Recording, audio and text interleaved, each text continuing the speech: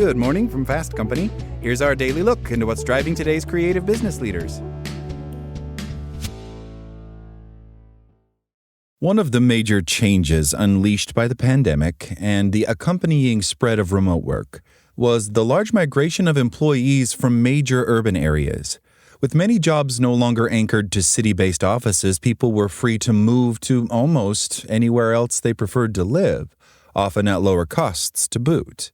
But now, new survey data indicates that exodus has reversed course, with grim labor markets and tightening return-to-office or RTO mandates causing employment-focused workers to head back to metropolises again.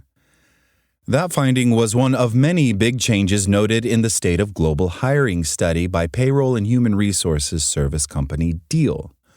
It said that while the introduction and continuation of pandemic-era flexible work arrangements had allowed countless employees to move to places where they could work remotely, the accelerating trend of businesses tightening RTO rules has now drawn many workers back to big U.S. cities.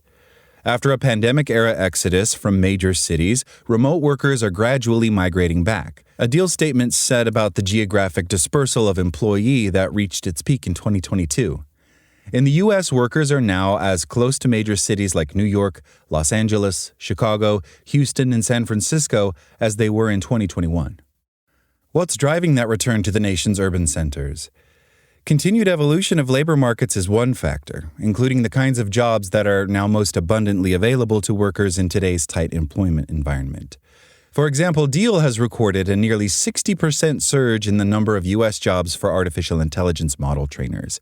That means working in the tech sector, which has led the push for reinforced or full-week RTO.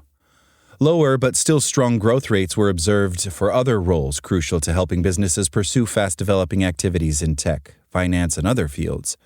Those more plentiful employment opportunities also tend to be office-based, drawing more candidates back to the cities that host them.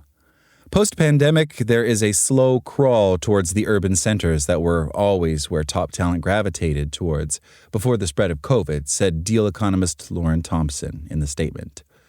That talent still lives in major metro areas, closer to big cities than they have in recent years, and they're a hot commodity for companies. At the same time, reduced job flexibility is also a likely reason for why workers are returning to big urban areas. Over the past 18 months, many U.S. employers have been increasing their RTO requirements for staff, with companies including Amazon, AT&T, and Home Depot requiring full-week presence. That tightening trend has also caused people to reconsider where they live and return to places where more or better employment opportunities are once again rooted.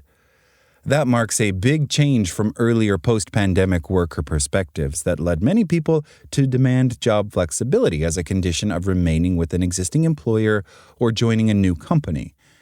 Indeed, according to a January survey by My Perfect Resume, only 7% of workers now say they would quit outright over a mandatory RTO policy, compared to 51% in January 2025.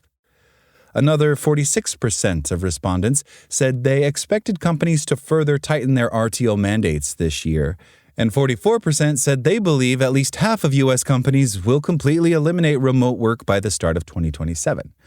Those shifts are making it harder for a growing number of people to continue living and working in the farther-flung places they'd rather be. This dynamic decline signals a shift away from worker leverage toward a new phase of employer control, what many are calling the Great Compliance, the My Perfect Resume report on the survey said. Economic anxiety is reshaping employee behavior. What was once a deal breaker is now a calculation rooted in job security, not preference. That's all today from Fast Company. Talk to you tomorrow.